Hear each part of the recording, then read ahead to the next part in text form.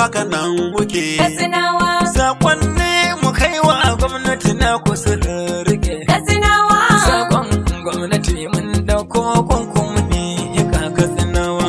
Kaya kare talakawa ga nasarar jihar Katsinawa. Ga gwamnan mu ga sanatan mu na Katsina Santaral yayi daidai. Duk wani ran da mutu wallafar aniya suna yin jaji. Wadanda ruwa yayi wa barka mai hakuri ruwa yayi gyara. Duk wani ran da na yi muku jaje Allah ya yi nufi. Katsinawa. Wadanda ruwa ya yi wa gyara